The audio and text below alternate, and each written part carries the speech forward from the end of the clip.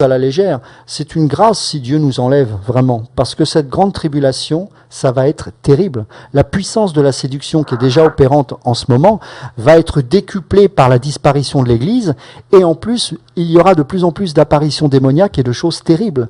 Donc, ne soyons pas légers avec ces choses, et plutôt, nous avons besoin de discerner ce que Satan est en train de développer comme stratégie aujourd'hui, parce que même les chrétiens les plus affûtés, les plus avisés, risquent de tomber dans le piège par manque de connaissances. C'est pour ça que nous prenons notre temps de vous enseigner tout au long de cette semaine pour que vous puissiez être avisés sur ces choses afin de ne pas être surpris. Mes amis, nous devons être au courant de ce qui se passe. Et c'est pas en regardant le journal de 20 heures que vous allez comprendre les événements actuels. Figurez-vous que ces informations-là ne sont pas des informations. Tout ce que vous enseigne ici, ce sont des choses qui ont été envoyées de l'AFP par ce nouvel ordre mondial qui vous dit voilà ce qu'il faut communiquer au peuple, afin qu'il soit un peuple abruti, qui ne comprenne rien et qu'il gobe tout. Mais vous avez la possibilité en tant qu'être humain et enfant de Dieu avec l'esprit que Dieu vous a donné de discerner les choses et de vous renseigner et de fouiller. Plutôt que de regarder tout et n'importe quoi sur Internet, utilisez ces moyens modernes pour fouiller. Parce que je vous rappelle que même les païens sont plus avisés que les chrétiens aujourd'hui. Sachez qu'aux États-Unis, il y a des groupes de résistants, des gens qui sont en train de stocker de la nourriture, des gens, alors c'est pas bien, mais bon c'est comme ça, des gens qui sont prêts à prendre les armes parce qu'ils commencent à résister à ce nouvel ordre mondial qui est en train de se mettre en place. Alors en Europe, on est encore moins futé, mais aux États-Unis, ça vient. Et vous avez des réseaux qui sont en place en Europe et particulièrement en France, qui s'appellent notamment le réseau Voltaire, avec peut-être vous en avez entendu parler Thierry Messant, qui dit pas que des imbécilités. C'est un homme notamment qui est allé en Syrie et en Libye. Vous pourrez l'écouter, c'est remarquable son rapport et c'est pas du tout ce qu'on vous fait croire. Et vous verrez au travers de l'enseignement tout au long de cette semaine que tout ce que le Seigneur a dit dans sa parole est en train de s'accomplir. Donc soyons en paix, parce que le Seigneur est en contrôle de tout. À nous simplement d'être avisés et de faire le bon choix. De quelle postérité nous voulons faire partie? Celle de Caïn ou celle du Seigneur? C'est très important, parce que Caïn a une position ici de Dieu. Et quand vous regardez, il y a 6000 ans de ça, la première civilisation que l'on a trouvée sur les sites archéologiques en basse Mésopotamie, c'est la civilisation sumérienne. La civilisation sumérienne avait une forme de croyance qui était très intéressante parce que quand on lit Genèse chapitre 4, on remarque que ça fait référence également à Caïn. Le dieu qu'il vénérait, entre autres, il n'y avait pas que celui-là, mais c'était le dieu Eken, E-K-E-N. Ce dieu-là, phonétiquement, ça fait Caïn pas en français, mais on va dire en hébreu.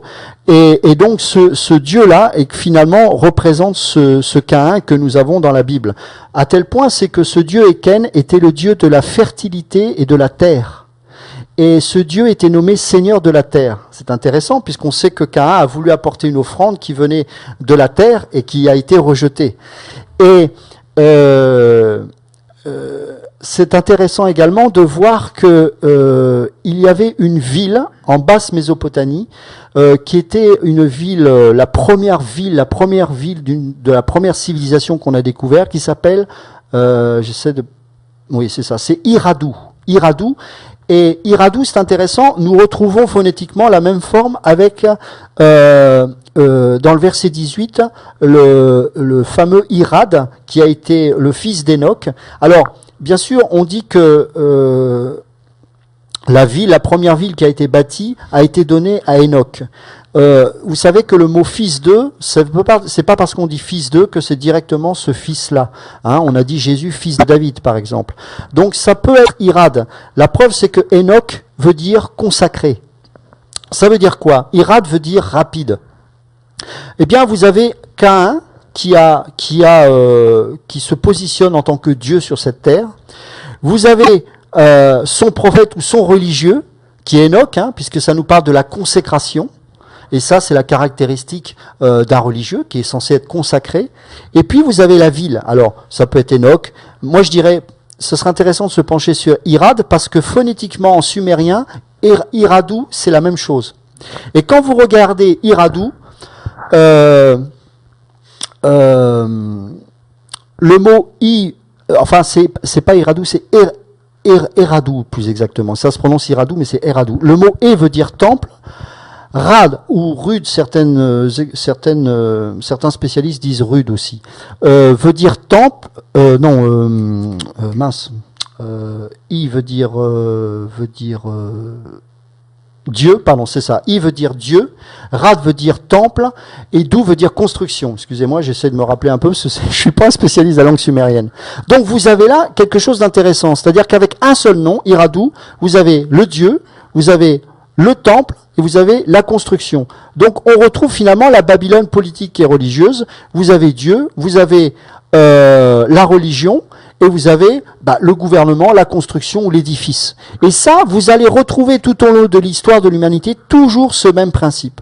Et là, on voit que la religion sumérienne nous fait penser d'une manière assez évidente à ce qui s'est passé dans Genèse chapitre 4 de verset 16, comme tu viens de le lire, au verset 26.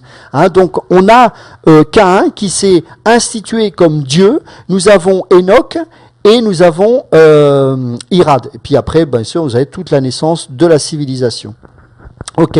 Maintenant, je voudrais, Yann, que tu nous lises un passage dans... On va prendre Daniel chapitre 2, la fameuse vision de Daniel avec la statue, bien sûr. On va lire du verset 31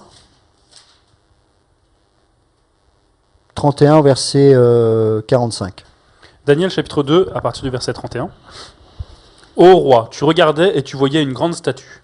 Cette statue était immense et d'une splendeur extraordinaire. Elle était debout devant toi, et son aspect était terrible. La tête de cette statue était d'or pur, sa poitrine et ses bras étaient d'argent, son ventre et ses cuisses étaient d'airain, ses jambes de fer, ses pieds en partie de fer et en partie d'argile. Tu regardais lorsqu'une pierre se détacha sans le secours d'aucune main, frappa les pieds de fer et d'argile de la statue et les mit en pièces. Alors le fer, l'argile, les reins, l'argent et l'or furent brisés ensemble et devinrent comme la balle qui s'échappe d'une aire en été. Le vent les emporta et nulle trace n'en fut retrouvée. Mais la pierre qui avait frappé la statue devint une grande montagne et remplit toute la terre. Voilà le songe, nous en donnerons l'explication devant le roi.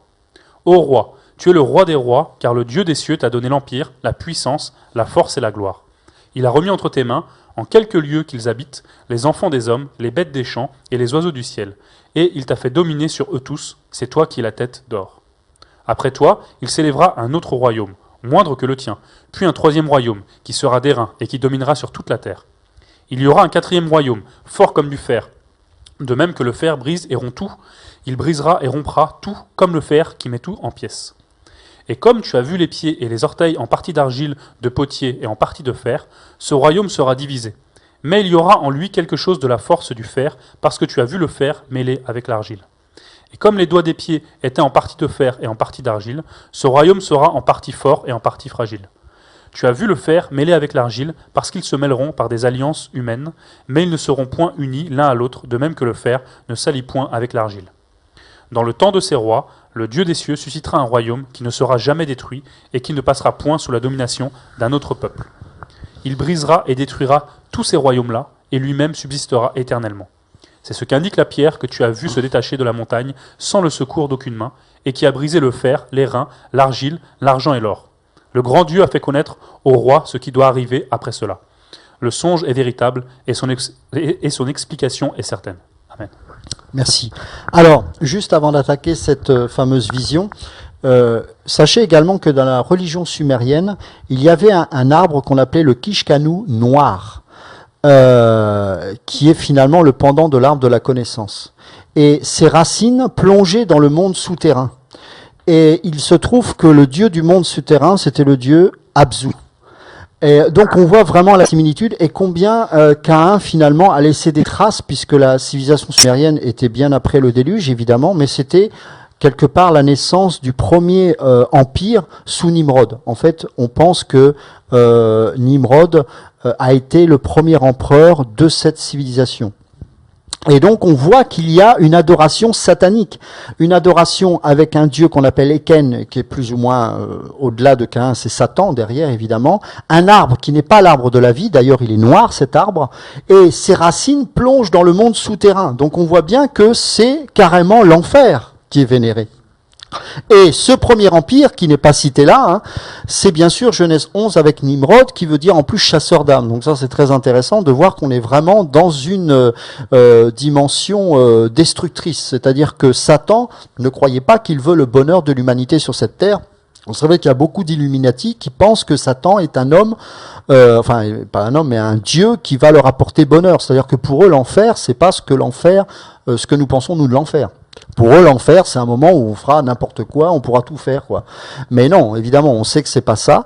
Mais ils le pensent sincèrement. Sinon, vous pensez bien qu'il ne servirait pas à ce Satan-là, bien évidemment. Et donc là, on a la première civilisation, le premier empire, l'empire sumérien.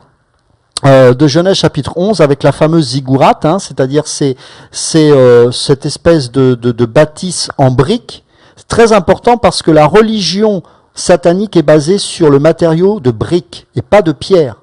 Pourquoi la brique? Parce que la brique est constituée à partir de la terre, qui est le royaume du serpent. Le serpent rampe sur la terre, il mange de la poussière. On sait qu'on a eu plusieurs fois ces enseignements là-dessus, qu'il mange des âmes, puisque nous sommes nés de la poussière.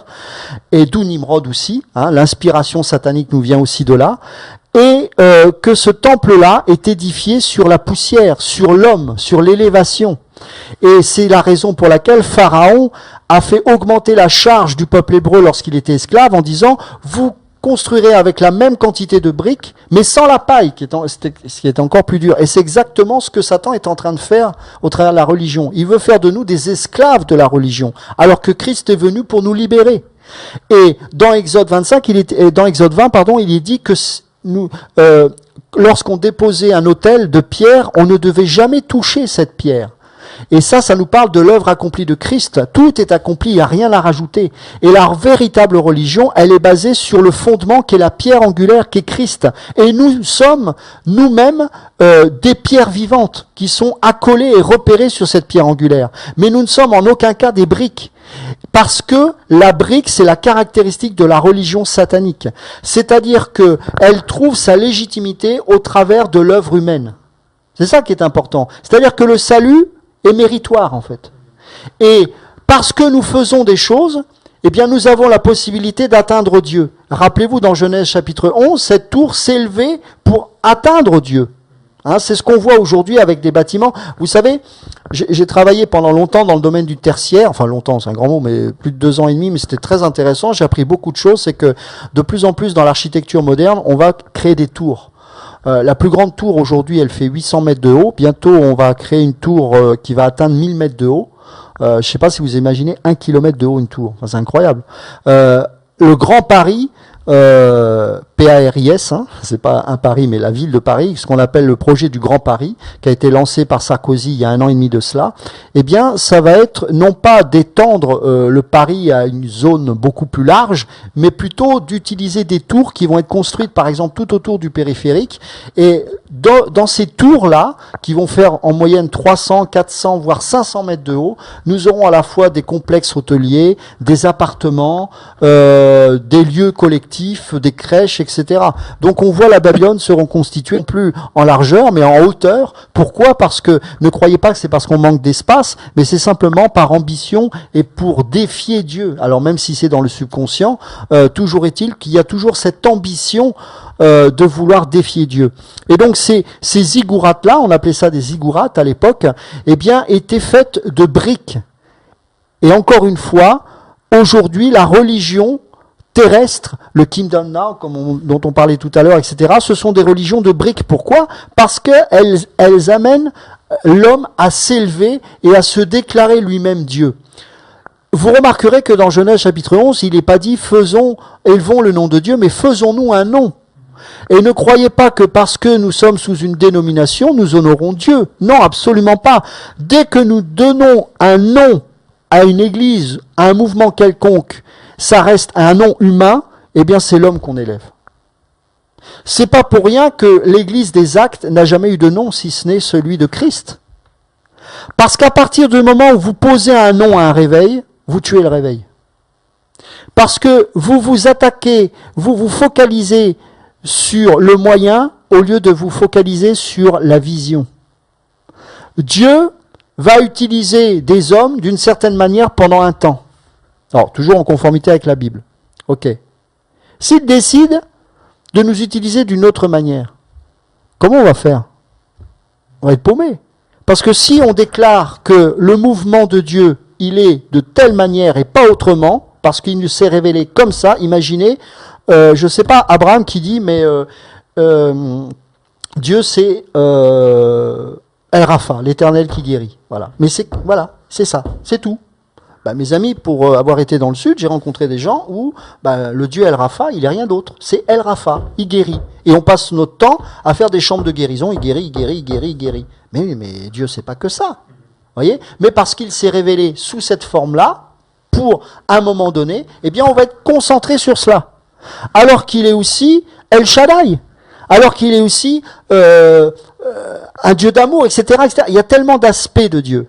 Mais dès qu'on met un nom sur un réveil, eh bien, on n'est non plus focalisé sur la vision, sur l'éternité, mais sur un moyen.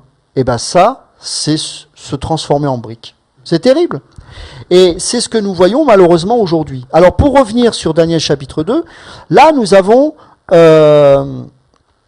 différents, on va dire, empires qui se sont révélés tout au long de l'histoire. Hein. On les a tous eus, de toute façon.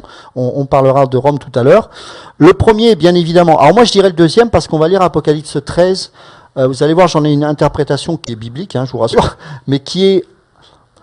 Je disais, je crois que c'est à toi, je disais tout à l'heure que avec les informations que l'on a aujourd'hui, on peut être de plus en plus précis sur la parole prophétique et sur l'eschatologie et sur l'étude de la fin des temps. Pourquoi ? Parce que c'est vrai que tant que certains événements ne se sont pas passés, on a du mal à décrypter la parole de Dieu, en tout cas certaines prophéties. Or, aujourd'hui, on a quand même pas mal d'éléments.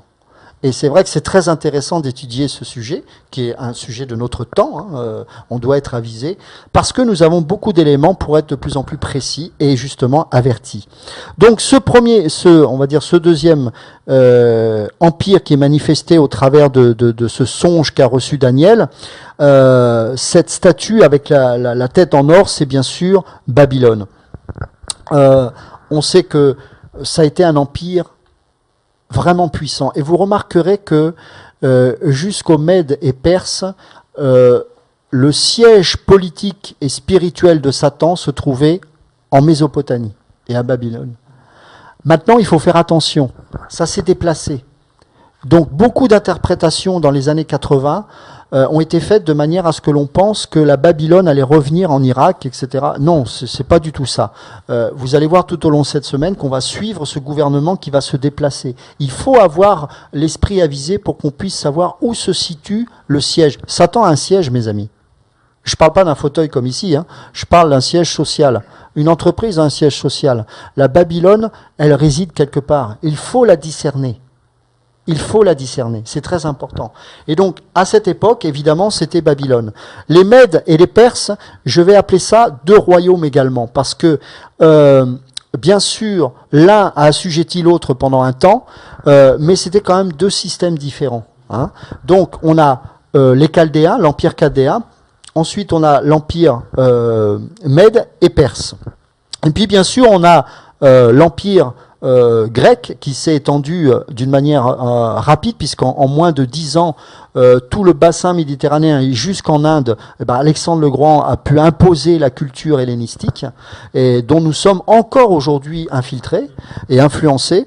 Et ensuite, nous avons eu Rome. Alors, Rome, c'est particulier, puisque Rome a été divisée, enfin, on va dire la civilisation romaine divisée en deux, puisque vous aviez la Rome antique, et puis vous aviez à l'époque l'Empire d'Orient, hein, donc l'Empire d'Orient et d'Occident étaient séparés en deux, et puis l'Empire romain a été détruit, on va dire, je crois que c'était en 476 après Jésus-Christ, pour renaître progressivement maintenant.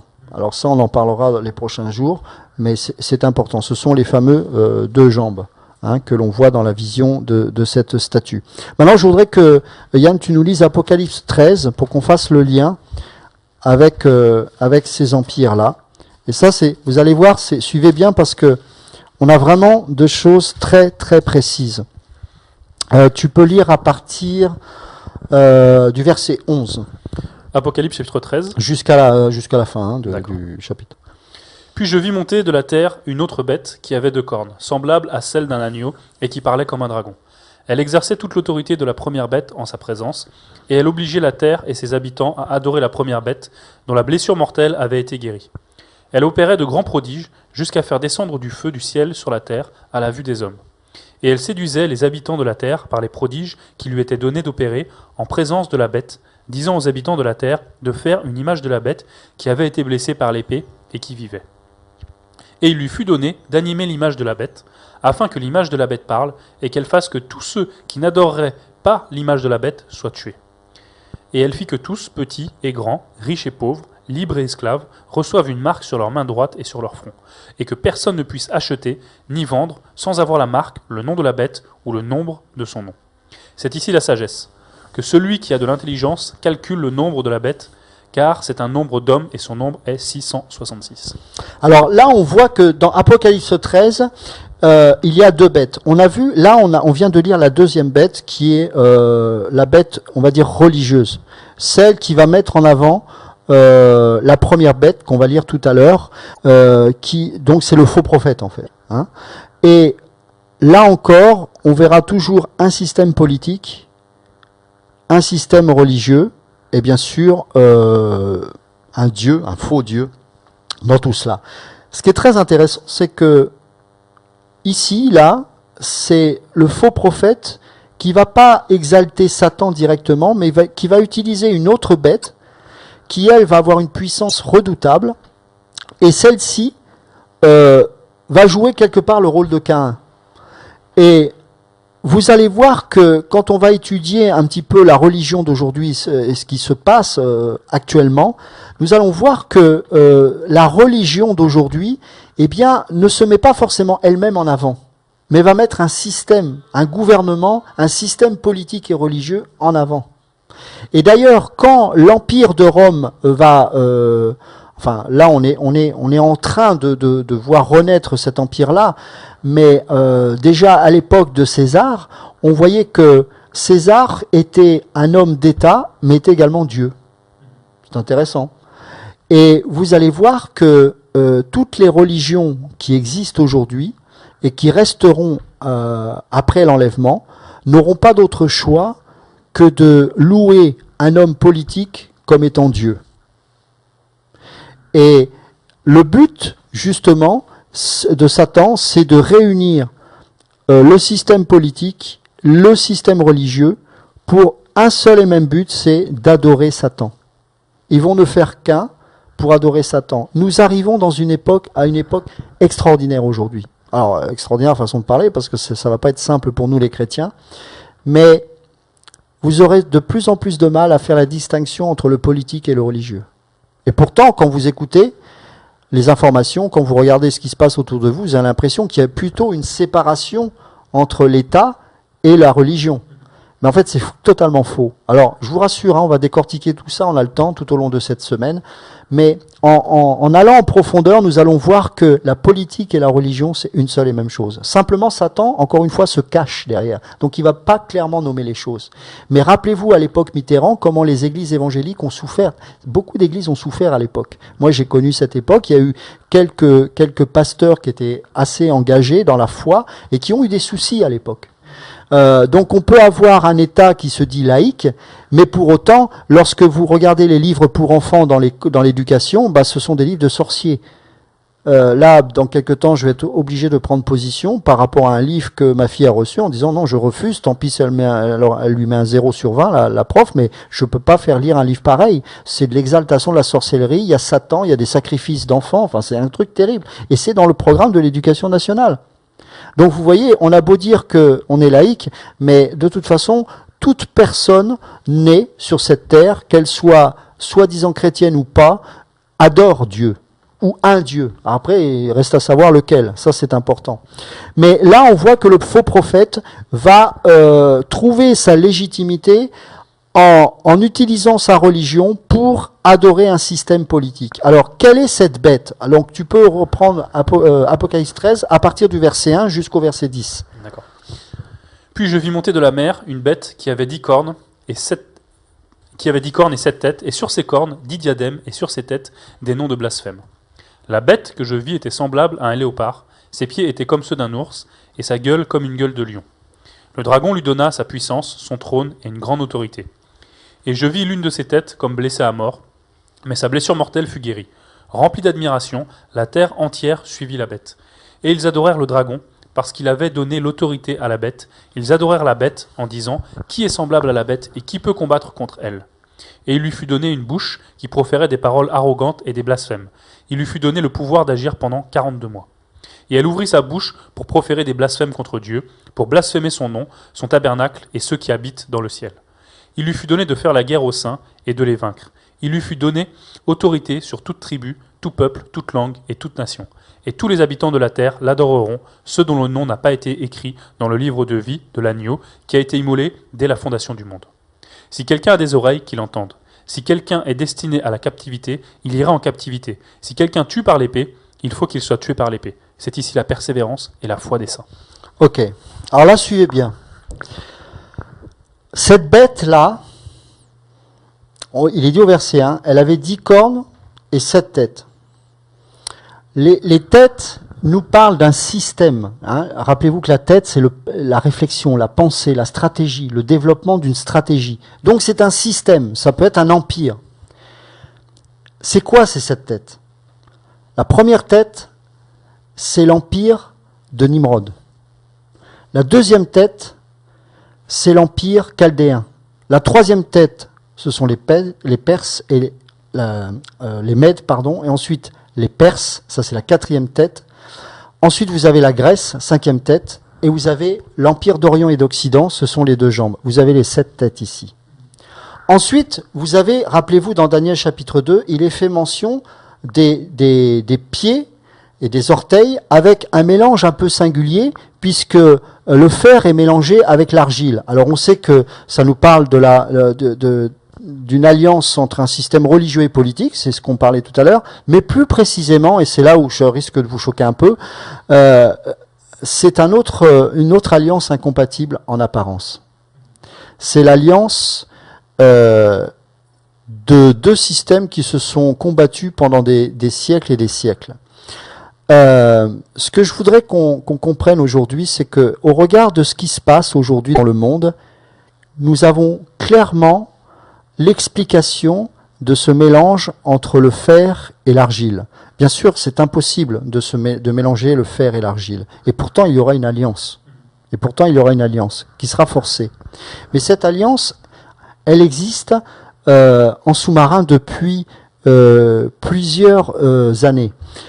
Pendant très longtemps, parce qu'on n'avait pas encore suffisamment d'éléments au sujet de tout ce qui se passe aujourd'hui, on pensait que les 10 cornes, c'était 10 pays d'Europe. Je ne sais pas si certains ont entendu parler de ça. C'est totalement faux.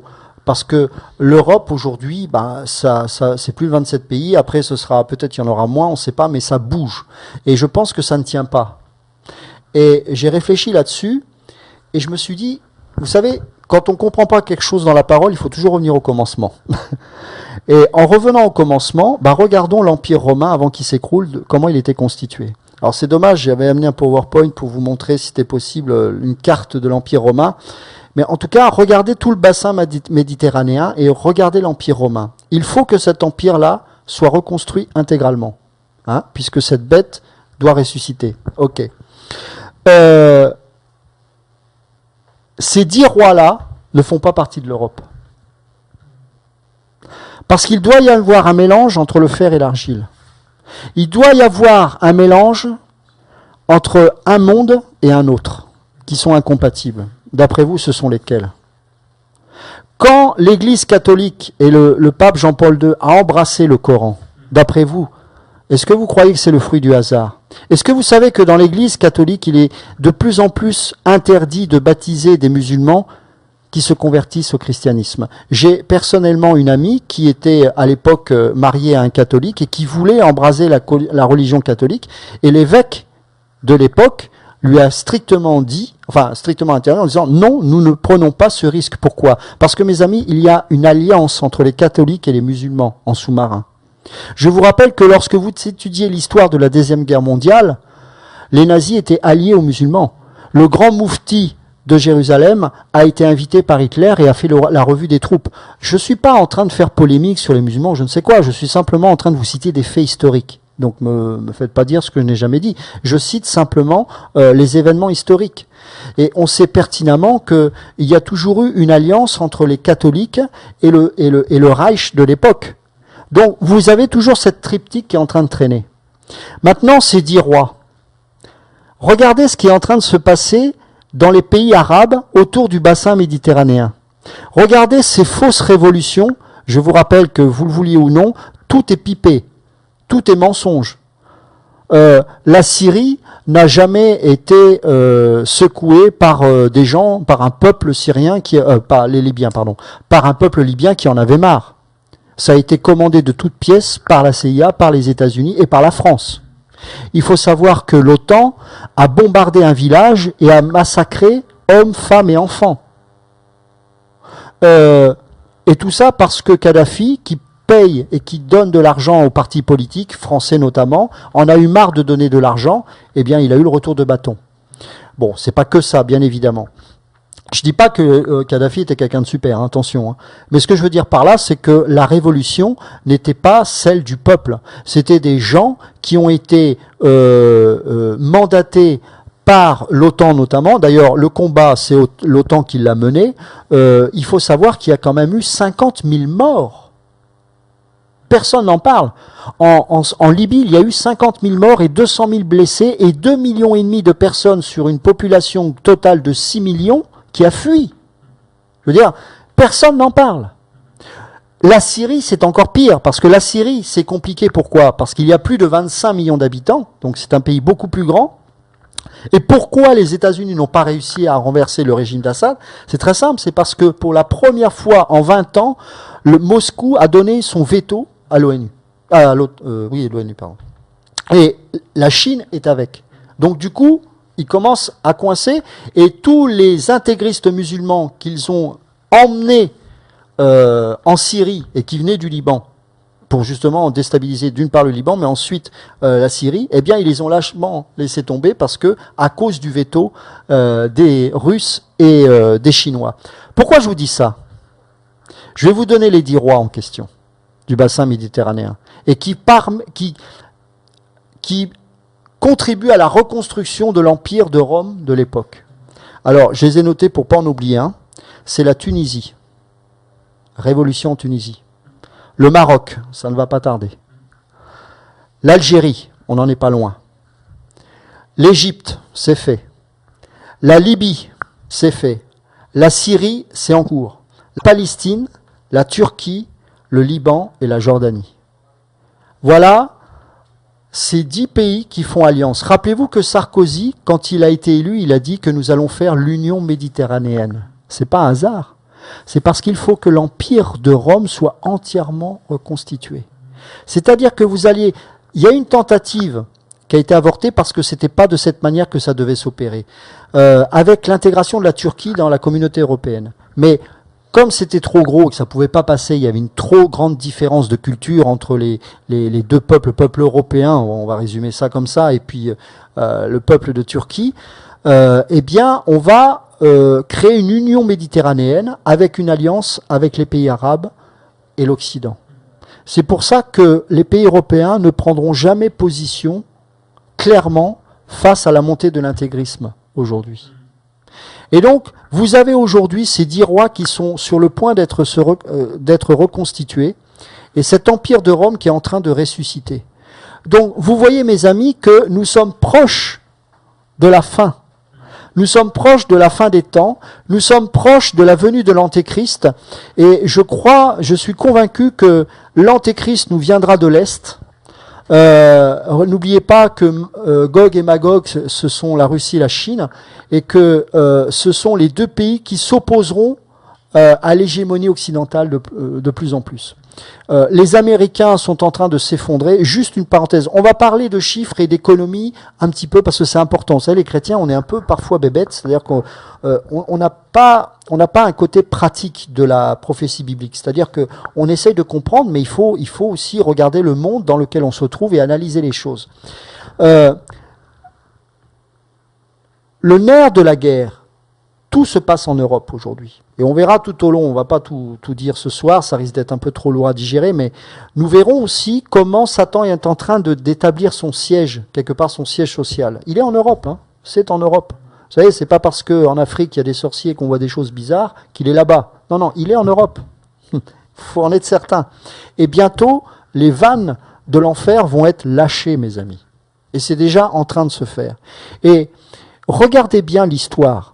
Que ce soit Charlemagne, que ce soit Napoléon et que ce soit Hitler, vous avez à chaque fois le même principe. Ça part toujours de l'Europe. Il y a toujours une ambition d'élargir l'Europe jusqu'à la Russie. Prenons par exemple Napoléon. Napoléon s'est fait sacrer empereur et a séquestré le pape. Alors qu'il aurait très bien pu rester premier consul, comme il l'avait été au départ, et puis bon, gouverner sans se soucier d'être empereur, et lui qui ne croyait pas spécialement en Dieu, bah, peu importe que le pape soit d'accord ou pas, mais il a tenu à ce qu'il soit non seulement empereur, pour avoir un empire, qui ne se limitait pas à la France, hein, puisque cet empire, sous Napoléon, pendant 10 ans, a régné sur la Prusse, sur l'Autriche, sur l'Italie, sur l'Espagne, c'était quand même incroyable, il n'y a que l'Angleterre qui n'était pas affectée. Et donc le pape était là pour couronner Napoléon. Ok. Hitler, lorsque vous regardez les défilés de l'armée d'Hitler, c'est exactement le même ordre de défilé que lorsque l'armée romaine défilait devant l'empereur César. Vous avez les mêmes tenues, les mêmes sigles, la même ambition. C'est-à-dire que, bien sûr, Hitler n'allait pas se positionner comme étant Dieu, mais il croyait en la race aryenne, la race supérieure, la race qui prédisait que l'homme était son propre Dieu. Et quelle était l'ambition d'Hitler à l'époque? 1000 ans du Troisième Reich sur Terre. Pourquoi 1000 ans d'après vous? La caricature. Il faut connaître l'histoire pour comprendre ces choses. Et le grand architecte de Hitler avait déjà, et ils ont découvert ça lorsque les Américains ont attaqué Berlin et qu'ils sont arrivés au Reichstag, ils ont vu cette grande maquette de cet architecte où vous aviez Berlin comme le centre du monde et vous aviez le temple de Pergame. Vous voyez? Donc, il y a une stratégie. Et aujourd'hui, regardez la montée en puissance de l'Allemagne. Est-ce que vous savez que Angela Merkel est née en 1954 en Allemagne de l'Est? Et on en parlera peut-être plus tard si Dieu permet, mais les origines d'Angela Merkel font froid dans le dos, croyez-moi.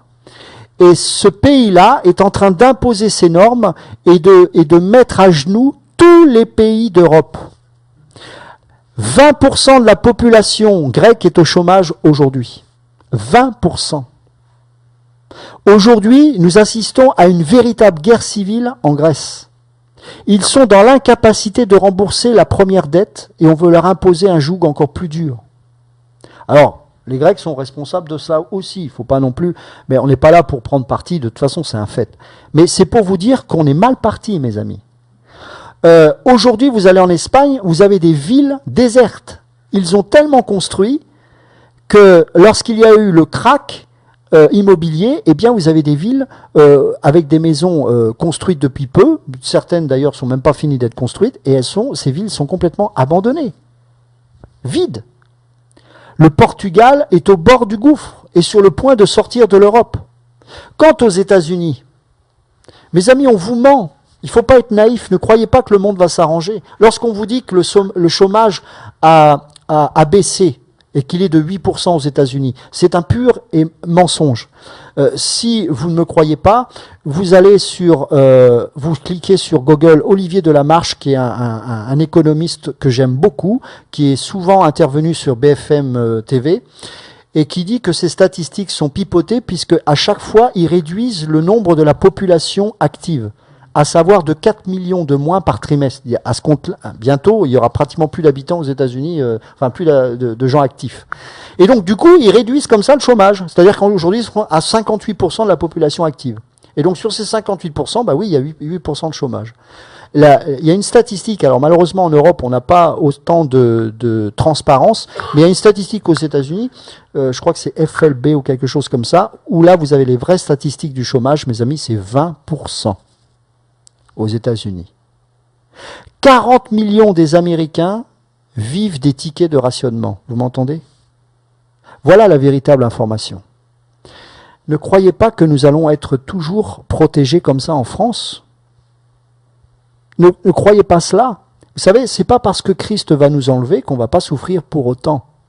Je dis ça pour que vous ne soyez pas déçus, pour que vous ne soyez pas dans cette religion de briques.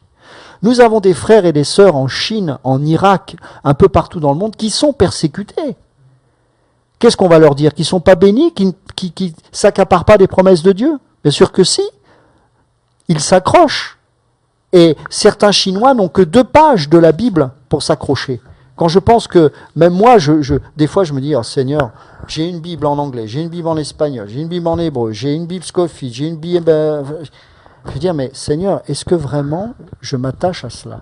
Est-ce que je m'attache à toi? Quand je vois que mes frères et sœurs de Chine ou d'ailleurs n'ont même pas un évangile complet et qu'ils persévèrent dans la foi, alors que nous, on est en train de prêcher parfois, enfin quand je dis nous, je me comprends, hein, mais de prêcher des choses futiles, alors que nous sommes, vraiment, il est minuit moins 1, c'est évident.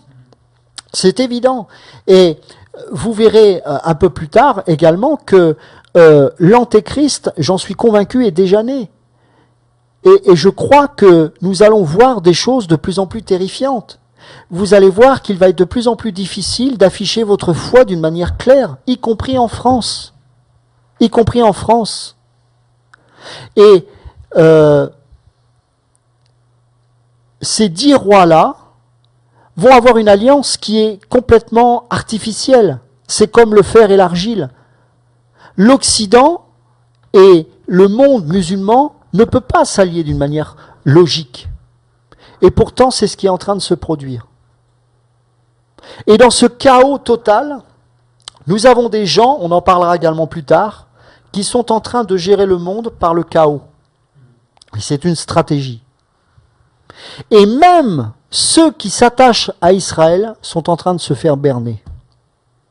Et ça, ce sera un autre volet qu'on abordera. Là, c'est une grande introduction que je fais pour déblayer un peu le terrain. Et après, on rentrera précisément sur les aspects des différentes stratégies de Satan. Mais Israël fait partie, mes amis, de la stratégie de Satan également. Quand il est parlé de la restauration du royaume d'Israël selon la parole de Dieu, c'est au millénium. Bien sûr qu'il a été prophétisé la renaissance d'Israël en 48, bien sûr. Mais je vous rappelle que Satan a tout intérêt également à ce que Israël renaisse de ses cendres. Pourquoi? Parce qu'il va se faire adorer dans le temple. N'oubliez pas que Satan est Dieu sur cette terre et qu'il a son faux prophète et qu'il a son antéchrist et qu'il faut que l'antéchrist se déclare Dieu d'après vous où? À Jérusalem, c'est logique, dans le temple.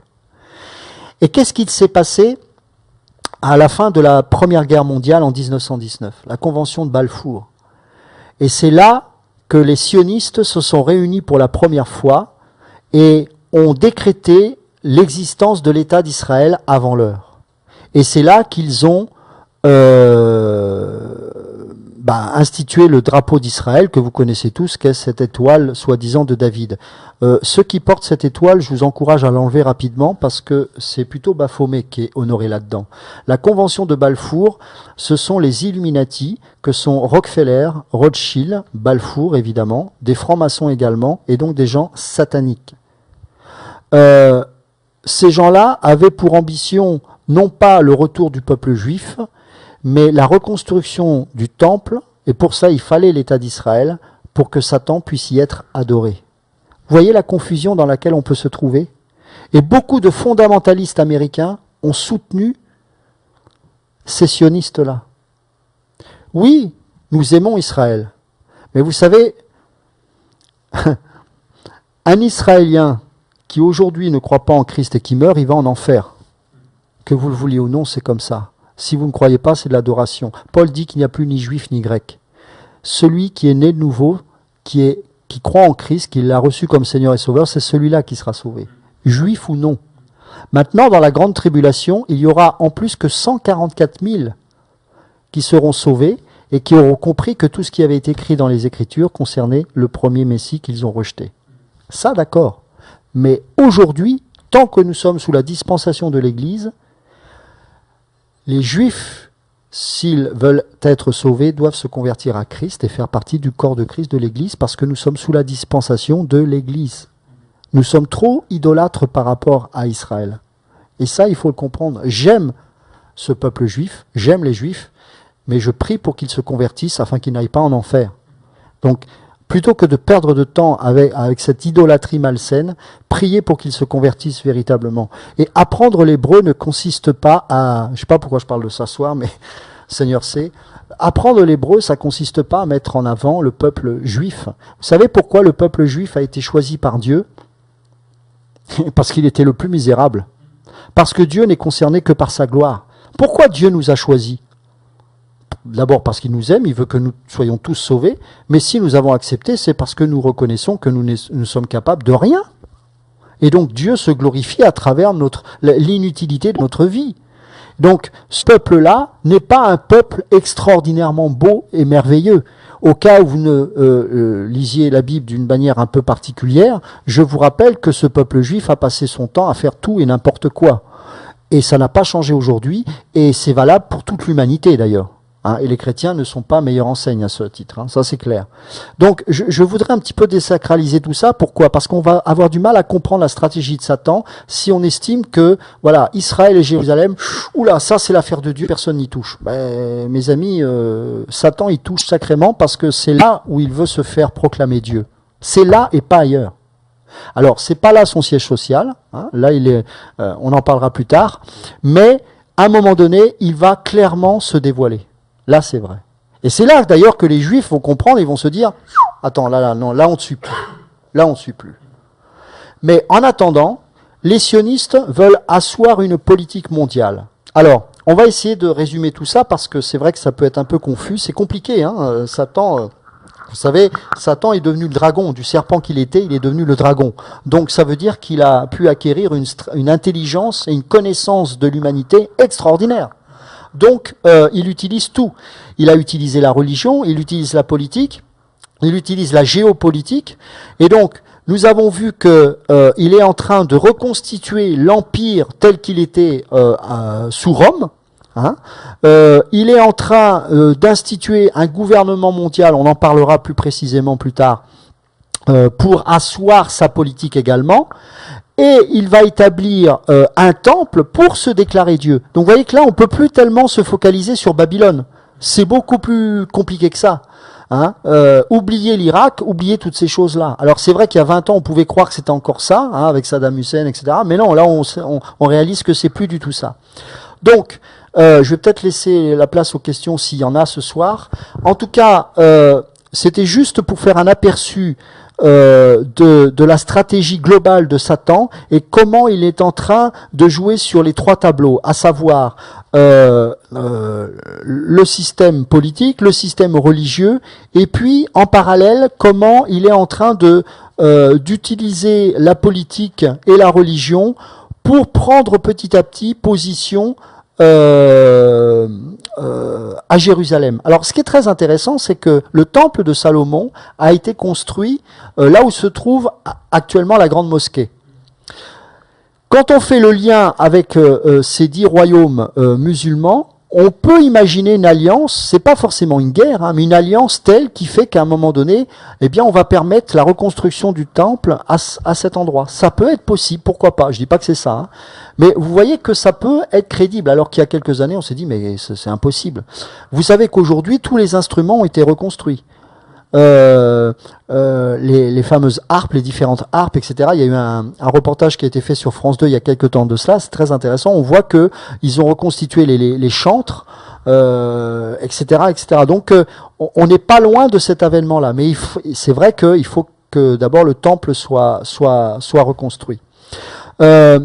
On abordera, alors je ne sais pas, c'est demain, après-demain, on abordera plus particulièrement Le nouvel ordre mondial, la définition du nouvel ordre mondial, qu'est-ce que c'est? À quel moment il a pris naissance exactement et dans quel but? Il faut savoir que le terme nouvel ordre mondial est quand même assez récent. La première fois qu'on a commencé à envisager cet ordre-là, on va dire que c'est plutôt dans les années 50, même s'il était envisagé bien avant, au fin 19e siècle. Il faut savoir que des eugénistes, des scientifiques qui se penchaient sur la génétique, sur la sélection des races, etc., préconisaient déjà un nouvel ordre mondial et une extermination des plus faibles, afin que les plus forts puissent vivre correctement. Mais en termes politiques, c'est à la première réunion des Bilderberg en 1954, à l'hôtel Bilderberg, c'est pour ça que cette secte, j'appelle ça une secte, s'appelle Bilderberg, c'est parce que l'hôtel s'appelait ainsi, et ils se sont réunis dans les années 50, en 54 dans les Pays-Bas, et le thème de cette réunion, c'était la construction de l'Europe. Robert Schuman, qui est le fondateur de l'Europe, n'était autre qu'un franc-maçon. Voilà. Donc, si avec ça, on veut encore faire de la politique, eh ben, je crois que mes amis, on est vraiment sourds, muets et aveugles. Alors, je ne sais pas s'il y a des questions particulières ou si les gens veulent réagir. Je ne sais pas, Yann, peut-être tu veux faire un commentaire ou... Amen. Non, il y a beaucoup d'informations ce soir. Donc, c'est riche, je suis béni le Seigneur. Et c'est vrai que quand on regarde la prophétie biblique, on peut se poser la question, où est l'islam ? Et c'est vrai que si on omet totalement l'islam, il y a quand même un problème aujourd'hui, puisqu'on voit que ça monte quand même en puissance. On voit que les politiques, notamment en France ou autres, aiment et ne se positionnent pas en tout cas clairement contre l'islamisme, qui monte énormément, avec ses extrémismes, etc. Donc c'est vrai qu'on ne peut pas aujourd'hui retirer l'islam, en gros, de la Bible. Quand on a cette vision purement européenne des choses, on se dit mais c'est pas possible, ça va pas dans ce sens-là. Et puis on se rend compte avec, comme tu le disais, tous les faits actuels, avec les gouvernements qui sont renversés, etc., qu'ils sont en train de mettre des pions en place, justement, pour pouvoir faire quelque chose, mais quoi? Donc ce que tu as dit ce soir, en tout cas, moi, ça m'a vraiment beaucoup éclairé, je bénis le Seigneur. Et tous ces faits nous amènent vraiment à avoir envie, en tout cas, de nous approcher encore du Seigneur, de prier, et de vraiment se préparer. Et avant de venir, en fait, je méditais un petit peu la parole par rapport à Proverbes, et c'était par rapport au discernement. Et je lisais les Proverbes et je trouvais que Salomon, qui est la personne sur terre, à part Christ, qui a été la plus sage, était assez violente avec les gens qui sont simples. Et dans Proverbes chapitre 1, Salomon va dire, au verset 4, pour donner... Alors, je vais lire à partir du verset 1er. Proverbe de Salomon, fils de David, roi d'Israël, pour connaître la sagesse et l'instruction, pour comprendre les paroles de l'intelligence, pour recevoir des leçons de bon sens, de justice, d'équité et de droiture, pour donner aux simples du discernement, aux jeunes hommes de la connaissance et de la réflexion. Que le sage écoute, et il augmentera son savoir, et celui qui est intelligent acquérera de l'habileté, pour saisir le sens d'un proverbe ou d'une énigme, des paroles des sages et de leurs sentences. Et on voit ici, en fait, je pense qu'aujourd'hui, on en parlait un peu avant, beaucoup de chrétiens s'attachent à tout ce qui est de la terre, alors que on devrait... alors, quand je dis de la terre, je parle aussi des miracles, qui accompagnent, c'est vrai. Alors que le plus beau des miracles, c'est plutôt intérieur, c'est la nouvelle naissance, c'est la conversion véritable, ça se voit pas. Amen. Mais on voit aux fruits, justement. Tout à fait. Donc, on respecte la parole dans ce sens, alors que les gens veulent des grands miracles, des grandes guérisons, des grandes foules, etc. On voit que tout est terrestre, en fait, aujourd'hui. Et ici, Salomon nous parle de quelque chose que j'aime beaucoup, c'est le discernement. Et ça, aujourd'hui, je pense qu'en tant que chrétien, on doit prier pour avoir du discernement, pour savoir dans quel temps nous sommes. Parce que beaucoup pensent que le discernement, c'est lié au discernement des esprits, parce que la parole nous en parle. 1 Corinthiens 12 nous parle des différents dons en fait, de l'esprit, notamment du don donc, de discernement des esprits. Mais le discernement, c'est bien plus que ça. Christ va parler du discernement par rapport au temps aussi, dans l'épître de Matthieu. Et on a besoin aujourd'hui de comprendre et de discerner les temps dans lesquels nous sommes. Amen, amen, tout à fait. Alors, je crois qu'on a une question ici. Allô? Oui, c'est à vous. Allô, on vous écoute. Bonsoir. Oui, bonsoir. On vous écoute. Oui, en fait, c'est par rapport au thème de ce soir. Oui. Oui, je voudrais savoir, donc ça veut dire que l'antéchrist, en fait, il va naître quand tout le système sera reconstitué. En fait, il va vouloir naître comme Jésus, je sais pas. D'accord. Bonne question. Je ne pense pas forcément. bon, là, on n'a pas de précision par rapport à ces choses. Est-ce qu'il va se manifester au moment même où l'ordre mondial va être instauré? Je ne le pense pas. Je pense que justement, c'est à la suite d'un chaos sans précédent qu'il va arriver sous forme de libérateur. Puisqu'il est dit dans la parole que pendant la grande tribulation, il y aura 3 ans et demi de paix, enfin de fausse paix, on va dire. Donc, ça veut dire qu'il va arriver comme justement un sauveur. Et là, par contre, effectivement, il caricature Christ, hein, le sauveur du monde. Et là, il va arriver pendant un temps comme un sauveur. Il va faire illusion. Ça veut dire qu'il faut que le monde soit dans un véritable chaos. Beaucoup d'économistes s'accordent sur le fait qu'aujourd'hui, par exemple, la Grèce est dans une situation pire que l'Angleterre dans les années 20. L'Europe est au bord du chaos aujourd'hui. Donc, si ce chaos se précipite aujourd'hui, ça peut précipiter accélérer la venue de l'Antéchrist qui va certainement, je ne sais pas sous quelle forme, hein, ça j'en sais rien du tout, mais peut-être avec une solution, je pense en même temps qu'il va avoir un pouvoir de séduction tel que la plupart des églises l'acclameront. Remarquez une chose, toutes les religions attendent un Messie. Toutes. Le New Age attend le Maitreya, les musulmans attendent le Mahdi, nous on attend Christ, les juifs attendent le Messie, etc. Donc il faut que cet antéchrist réponde aux besoins de toutes ces religions. Et toutes ces religions vont être tellement séduites par cet antéchrist qu'ils vont voir effectivement en lui le sauveur du monde, mais du monde terrestre, quoi. Voilà. Donc, je ne sais pas sous quelle forme il va naître, enfin, où il va naître et comment. Ça m'étonnerait qu'il naisse dans une crèche. Connaissant malheureusement Satan, j'ai bien peur qu'il ne pourra pas s'empêcher de le faire naître d'une manière glorieuse et pompeuse. Mais en tout cas, il va arriver avec une solution. C'est-à-dire qu'il va amener une solution pour le monde en disant, bah voilà, nous sommes dans un tel état qu'il y a une possibilité de s'en sortir et voilà la solution que j'amène. Voilà, je ne sais pas si ça répond. D'accord. Maintenant, c'est difficile d'être plus précis. Répond, en fait, ça répond. Donc, il faut que les chrétiens soient vraiment prêts, qu'ils soient vraiment bien enseignés avant pour ne pas être trompés au moment venu face au problème et se dire que c'est la solution, quoi. Exactement. Et ce que disait Christophe tout à l'heure, Yann, pardon, tout à l'heure, et je suis vraiment d'accord avec cela, c'est qu'on a besoin de discernement. On a besoin de l'esprit. Alors, il n'y a pas besoin d'être un théologien de la parole, simplement prions. Vous savez, l'esprit est capable de nous dire si ça sonne juste ou pas. Si on est capable d'entrer dans une église et de voir que finalement ce qui est prêché n'est pas de Dieu, on est capable de discerner les temps dans lesquels on se trouve et quels sont ceux qui se présentent comme des faux Christ. Il y en a déjà eu. Néron est un type presque parfait d'antéchrist. Néron a été un antéchrist avant l'heure, et il y en a eu plusieurs. Moi, j'estime que Napoléon en fait partie. Ce sont pas des hommes qui vont apporter forcément la catastrophe. Ils vont amener des lois, ils vont proposer des solutions. Et le problème, c'est que beaucoup de chrétiens aiment certains hommes politiques parce qu'ils amènent des solutions. Or, nous ne sommes pas là pour aduler quelqu'un qui trouve une solution pour ce monde. Il n'y a pas de solution pour ce monde. Ce monde doit disparaître. Ce monde ne doit plus exister parce que nous avons besoin que Christ vienne régner sur cette terre.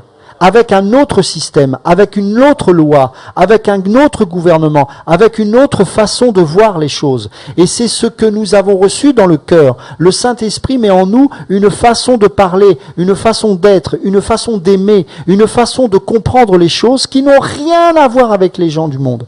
Et malheureusement, nous sommes tellement avides de solutions pour notre propre vie et pour la vie de nos concitoyens, qu'on pense que dès que quelqu'un arrive sur cette terre avec un tant soit peu d'intelligence et de solutions qui semblent bonnes, eh bien on dit « Ah, c'est super !»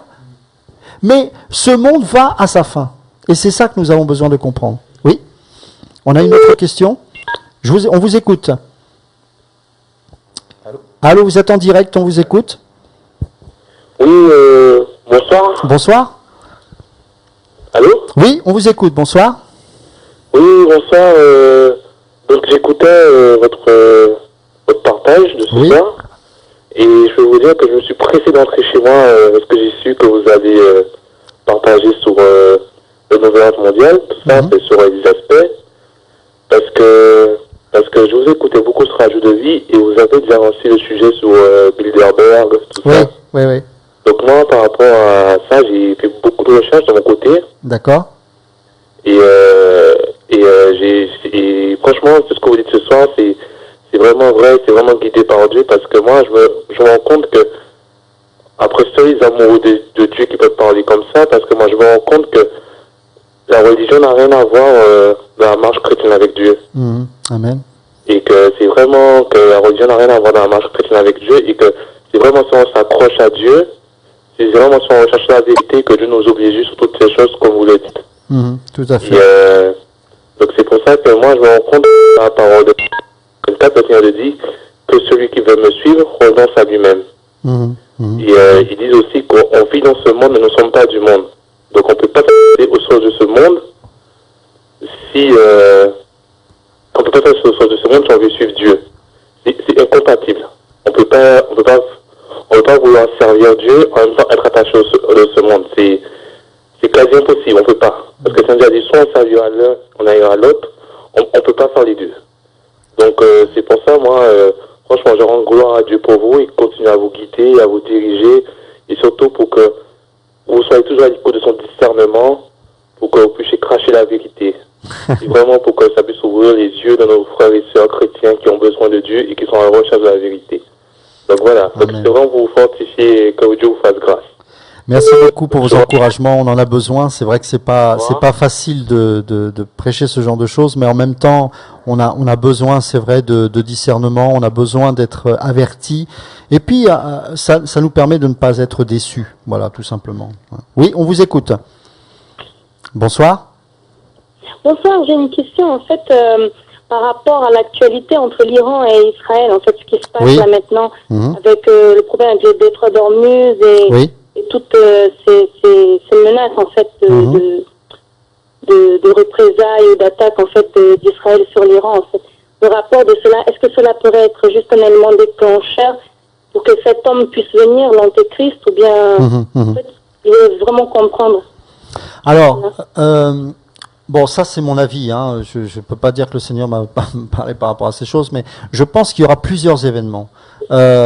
Si les Illuminati ont développé depuis tant d'années cette stratégie-là, c'est pour qu'il y ait le chaos. Pourquoi ?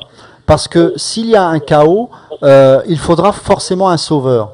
Et les gens seront dans une telle détresse qu'ils n'auront pas d'autre choix que de se laisser imposer un dictateur en disant oui et amen.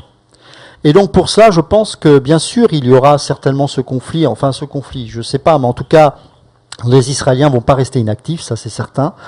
Mais ça ne suffira pas. Je crois que le monde musulman, j'appelle ça l'empire, mais l'empire américain est en train de redécouper les donnes, redéfinir les donnes, redécouper les cartes, de manière à ce que ce chaos puisse être maîtrisé et contrôlé, pour que l'antéchrist soit rapidement présenté au monde.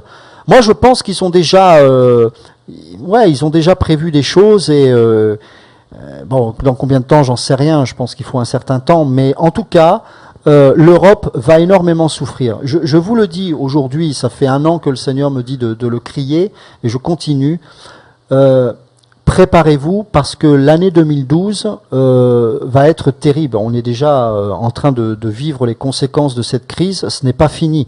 Il faut savoir que dans la région où je me trouve, jusqu'à présent, il y avait un conseiller au Pôle emploi pour 300 chômeurs. Aujourd'hui, on en est à un conseiller pour 600 chômeurs. Aujourd'hui, en France, on est dans l'obscurantisme total. On ne vous dit pas la vérité.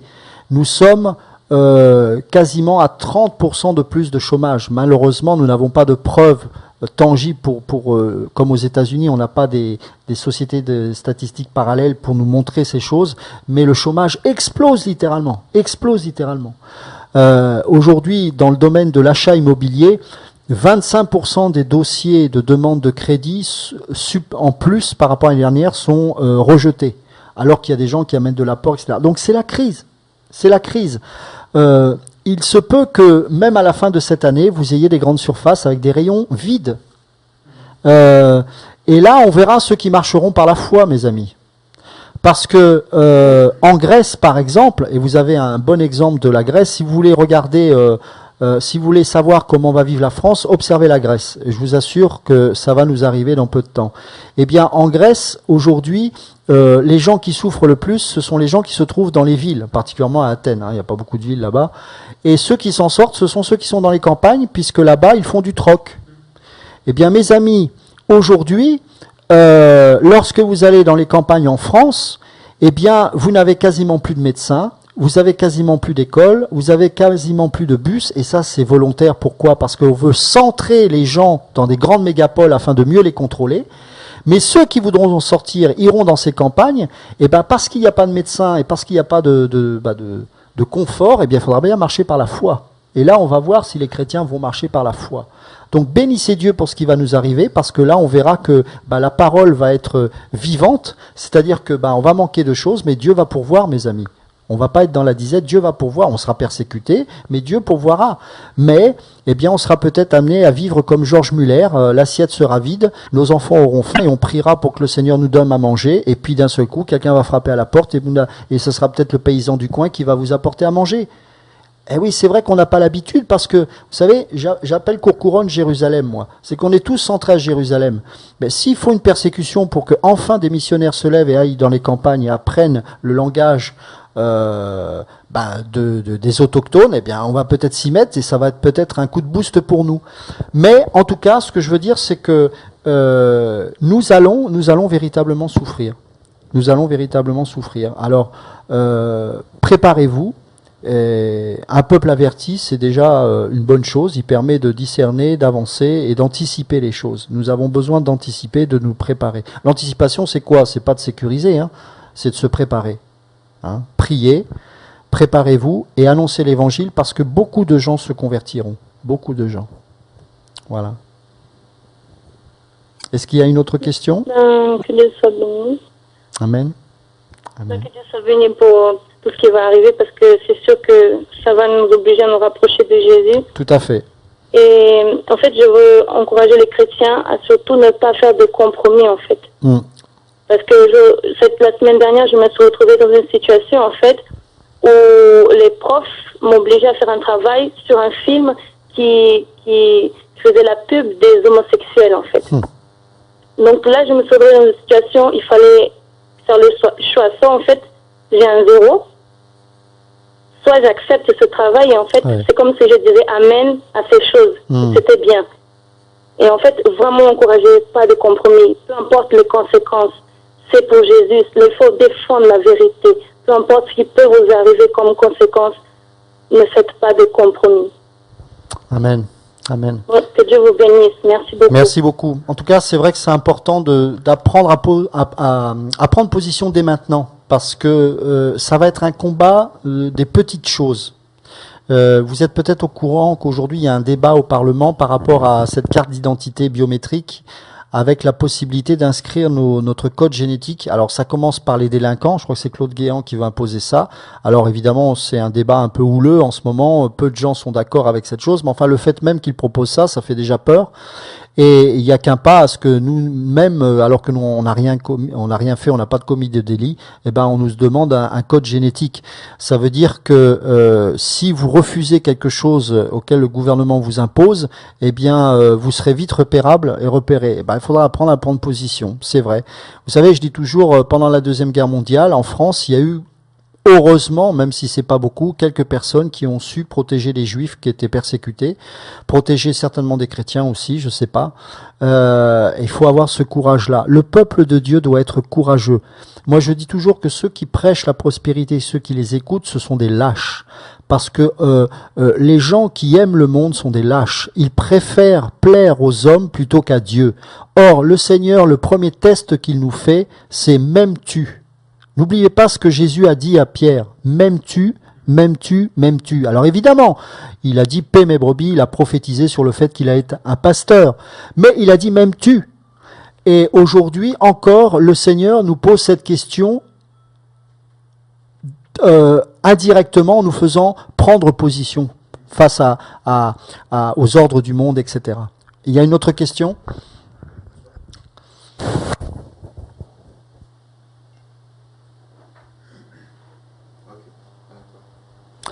Oui, bonsoir, on vous écoute.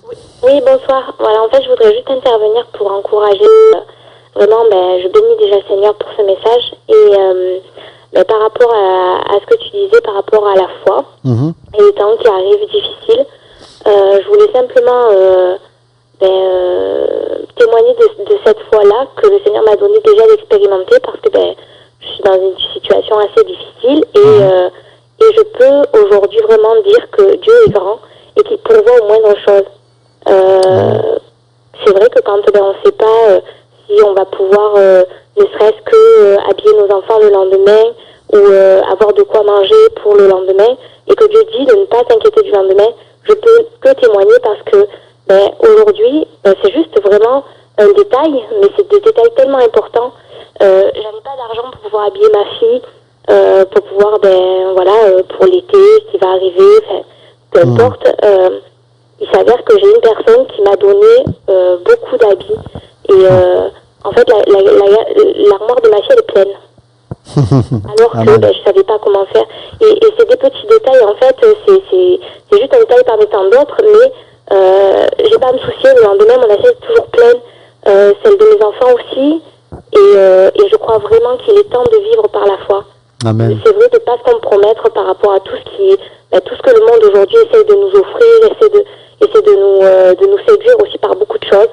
Mais Dieu est grand et Dieu pourvoit. Et vraiment, j'invite tous ceux qui vont vivre ce temps difficile à vraiment croire en notre Dieu parce qu'il est grand et qu'il pourvoira. Vraiment, j'ai cette image de Élie dans le désert quand les oiseaux sont venus lui donner à manger. C'est vraiment ça, quoi. Le Seigneur va agir pour nous et je voulais simplement encourager le peuple du Seigneur parce que Dieu est là, Dieu est grand et il veille sur ses enfants. Amen. Merci beaucoup en tout cas pour ton témoignage. Et c'est vrai que y a différents types de grâces. Il y a la grâce que j'appelle logistique, qui fait que le monde, c'est une grâce que Dieu nous donne de pouvoir utiliser certaines choses pour notre confort. Mais il y a une plus belle grâce, c'est celle de dépendre directement de Dieu. Et je crois qu'il n'y a rien de plus beau que d'expérimenter ce type de grâce. Pourquoi ? Parce que c'est là où on se sait directement aimé de Dieu. C'est ça qui est merveilleux. C'est que quand on n'a rien et que Dieu donne, là on se dit « Ah, c'est que Dieu me connaît ». Vous savez, le fait que je vous dis « Je connais Christ », bof, ça me parle pas. Mais quand Dieu dit de nous « Je vous connais » ou « Je te connais », là, c'est quand même une autre dimension. Et peu importe savoir si je connais Dieu, moi, ce que je veux, c'est que Dieu dise de moi, je te connais par ton nom, comme il l'a dit à Moïse. Et quand il répond comme ça, par le miraculeux, à travers des vêtements que l'on reçoit par une tierce personne, etc., là, on voit qu'on est connu de Dieu. Et ça, c'est merveilleux. Donc, ne croyez pas que, vous savez, dans Marc 10, il est bien précisé que la persécution fait partie des bénédictions. Vous aurez des maisons avec des frères et des sœurs avec des persécutions. Ça n'a jamais été dans la bouche de Jésus dit comme quelque chose de mal, mais au contraire d'une bénédiction. Pourquoi ? Parce que c'est le signe distinctif des chrétiens. Le chrétien ne peut pas recevoir la louange du monde. C'est pas possible. Paul ne pouvait pas être loué des hommes. Et nous, de la même manière, nous ne pouvons pas être aimés du monde. Donc il est important, alors ça ne se provoque pas, ces choses, bien évidemment, on ne provoque pas ce genre de persécution, mais quand on prend position, spirituellement, il se passe des choses. C'est évident, c'est évident. Donc, en tout cas, sois encouragé. On viendra bientôt, je crois t'avoir reconnu, donc on viendra t'encourager bientôt, t'inquiète pas, mais continue comme ça et tu verras que le Seigneur va de plus en plus te bénir. Vous savez, il n'y a rien de plus merveilleux que de vivre par la foi. Le juste vivra par la foi. Sans la foi, il est impossible de plaire à Dieu. Et donc la persécution, c'est ce qui purifie l'Église. C'est ce qui permet de nous purifier également et d'apprendre à nous débarrasser des choses qui nous parasitent ici-bas. Alors je ne sais pas s'il y a d'autres questions, d'autres interventions. Ok. Donc en tout cas, soyez bénis. Donc mardi, mercredi, jeudi et vendredi, on continuera sur ce même thème. On va développer un peu plus en profondeur l'aspect du nouvel ordre mondial. Et également, nous parlerons aussi de la Babylone religieuse, parce qu'évidemment, ça c'est quelque chose que j'ai toujours eu à cœur. Mais je pense qu'on terminera par ça. Oui, il y a encore une question, je crois. Oui, allô, on vous écoute. Bonsoir. Allô ? Oui, bonsoir. Oui, bonjour. Bonsoir. Bonsoir. J'ai une question à vous poser. J'ai plusieurs questions, mais j'ai une question qui me tient à cœur. Mm-hmm. Vous avez parlé de Mitterrand qui a persécuté l'Église. Et je voudrais savoir, en fait, avant de vous poser la question, je voulais vous dire que j'ai fait un son cette nuit. Et c'était en rapport avec ce que vous dites en parlant de persécution. Oui. En fait, le rêve, c'était... je me suis retrouvée, en fait, dans une foule, et c'était sur Paris, et il y avait un défilé. C'était comme...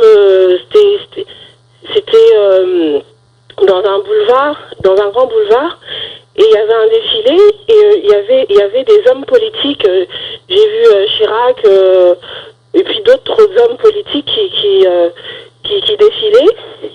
Et il y avait aussi, j'ai vu des pasteurs, des grands pasteurs connus dans le monde, dont des Chinois, des Africains, des Américains, et ils étaient en train de défiler, mais eux, ils étaient pas en voiture, ils défilaient, ils défilaient, c'est comme s'ils avaient des patins à roulettes invisibles, et ils défilaient comme ça, et en fait, c'était, ils allaient dans leurs églises, parce que on avait fait on avait fait un endroit spécialement pour que les soi-disant chrétiens adorent leur Dieu.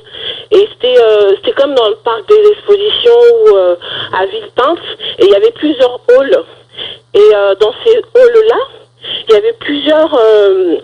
il y avait le pasteur chinois, il avait une dénomination, on l'appelait Bouche en Or, il y avait les pasteurs américains, il y avait plusieurs tendances, mais ils n'étaient pas dans la ville, ils étaient en dehors de la ville. Et les chrétiens, les soi-disant chrétiens venaient les adorer. Et ceux qui croyaient véritablement, ceux qui adoraient le vrai Dieu, le Adonai, eux, ils étaient persécutés. Et ma question, je voulais savoir si la persécution va commencer, quand est-ce que ça va commencer, parce que j'ai la certitude que on va commencer à fermer toutes les églises qui ne sont pas répertoriées dans la liste officielle. Oui, c'est très intéressant ce que vous dites là, parce que vraiment le Seigneur parle, mais j'ai toujours eu cette conviction que effectivement toutes les associations cultuelles auront du mal à tenir. Moi, j'ai toujours été très méfiant par rapport aux associations cultuelles. C'est-à-dire qu'on peut très bien avoir des associations classiques, loi 1901, mais ce qui me gêne avec l'association cultuelle, c'est qu'il y a des normes à respecter. Et elles sont fichées. L'État a la liste de toutes les associations cultuelles. Quand vous avez une association loi 1901, vous n'arrivez pas à discerner, en tout cas c'est plus compliqué à discerner ce qui est de Dieu, ce qui est une association humanitaire. Elle est complètement confondue avec les autres. Mais quand vous avez une association cultuelle déclarée, systématiquement, vous savez qu'elle est religieuse. Donc le jour où il faudra interdire cette religion, vous faites le listing de toutes les associations cultuelles. Vous savez, il y a quelques années de cela, je crois que c'était à Montreuil, il y a le maire communiste de Montreuil qui a débarqué comme ça en plein culte dans une église et qui a fait fermer l'église parce qu'elle ne répondait pas aux normes. Qu'est-ce qu'il a fait? Il a pris la liste des associations cultuelles, il a regardé l'adresse de ces églises et il a fait le tour un dimanche de toutes ces églises. Et il y en a une qui a été fermée. Et effectivement, pendant la persécution, eh bien, on peut très bien prendre toutes ces associations cultuelles, aller faire le tour, et vous savez, il y a des normes très strictes, Il y a forcément quelque chose à redire sur un bâtiment. Il y a peut-être quelque chose qui manque, un extincteur mal placé, etc. On peut la fermer. Moi, j'ai connu ça. J'étais dans une assemblée avant qui était déclarée une association cultuelle, en plus une église qui prêchait une forme de vérité, même si on n'était pas éclairé sur tout, et on a été grandement persécutés. On a eu du mal à obtenir de la préfecture l'autorisation d'avoir un culte. Alors que si vous avez une association classique, vous faites ce que vous voulez, en tout cas pour l'instant.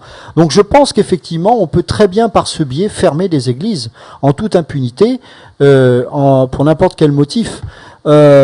Vous remarquerez quand même que pour un État qui se dit laïque, il est quand même surprenant de financer des mosquées aujourd'hui. Moi, j'aimerais bien qu'on finance des églises dites évangéliques aujourd'hui.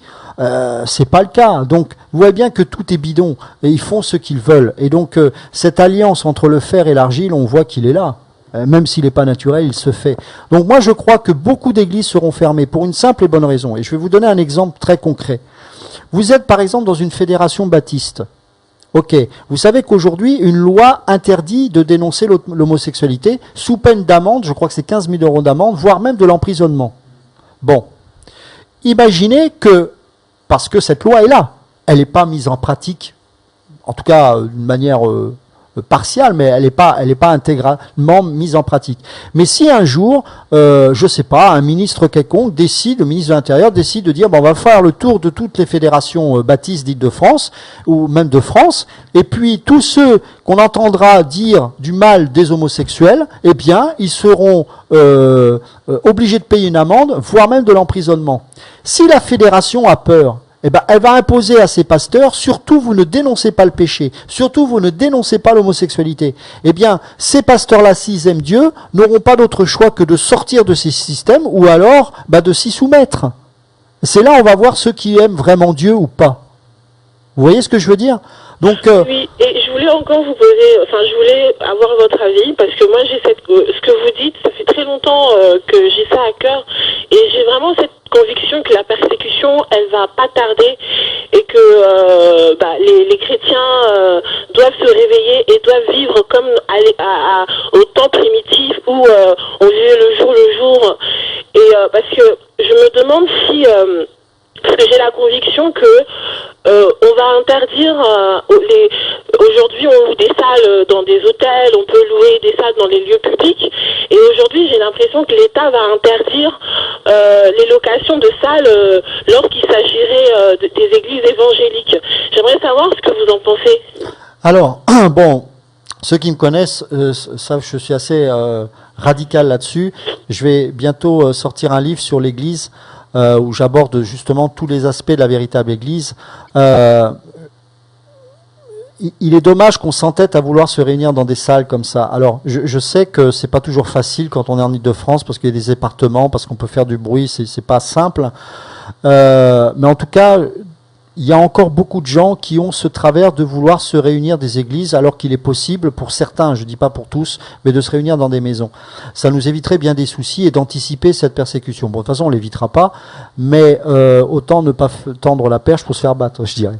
Mais la véritable église a toujours été soit dans des grottes, soit dans des chambres hautes, soit dans des... Alors évidemment, c'était des grandes bâtisses souvent à l'époque, mais la plus grande église d'Égypte, elle est dans une grotte et il y a plus de 3000 personnes. Donc voilà, la méga church, la vraie, elle est là. Mais ce que je veux dire par là, c'est qu'il faut éviter le plus possible ce type de rassemblement. Quand on le peut, je dis bien quand on le peut, on n'est pas hérétique quand on se réunit dans une salle, bien évidemment. Mais si vous êtes dans un hôtel et que le gouvernement met l'accent sur une interdiction, par exemple, de rencontres publiques de chrétiens évangéliques, l'hôtel, il va vous interdire l'accès de cette salle, c'est évident. Mais personne ne peut vous interdire de vous réunir entre amis dans une maison. Alors, en même temps, je pense que ça va enfin purifier l'Église dans la mesure où nous allons peut-être nous diviser en plusieurs petits groupes et non plus des grands groupes comme on a l'habitude de faire. Moi, je dirais qu'au-delà de 20 personnes, c'est déjà beaucoup. Je pense qu'on peut se réunir dans un appart en se serrant un peu, une dizaine, une quinzaine, et ça ira bien comme ça. Les hommes dits de Dieu, entre guillemets, mettront leur ego dans leur poche, et plutôt que de se concentrer à prêcher devant une foule, visiteront les âmes, comme Paul le faisait, et prendront du temps avec les gens. Moi, je suis un petit peu surpris de voir ces prédicateurs. J'en fais partie, moi-même je me remets en question par rapport à ces choses.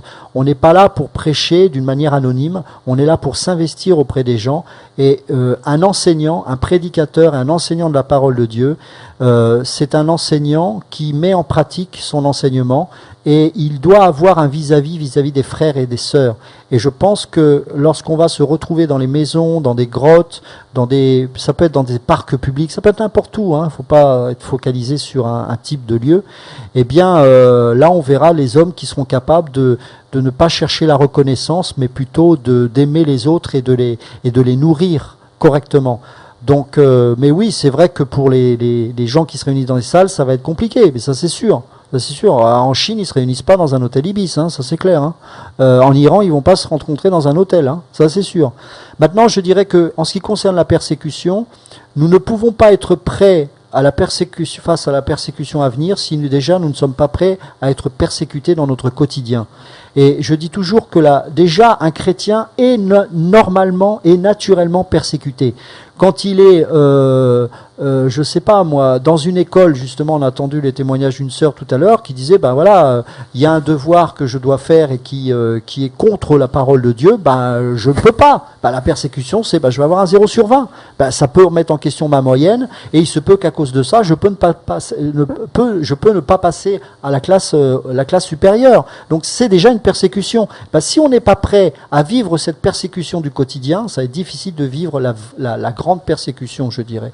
Donc vous savez, Marie Durand n'a pas été d'un seul coup canonisée par un état de grâce en étant la persécutée modèle. Je pense que dans sa vie du quotidien déjà, elle était prête à prendre position tous les jours. Et ainsi, quand il y a eu vraiment la manifestation de la grande persécution, ben, elle était déjà prête. Donc, dans notre quotidien de tous les jours, prenons position devant Dieu déjà, et vous verrez que ben, après, vous serez automatiquement en train de prendre position pour des choses plus importantes. Hein, voilà. Je ne sais pas si ça a répondu, mais... Ok. Oui, merci. Eh bien, que le Seigneur vous bénisse en tout cas, et ben on se donne rendez-vous demain soir, même heure à 20h30, pour la suite de cet enseignement. Que le Seigneur vous bénisse et à demain.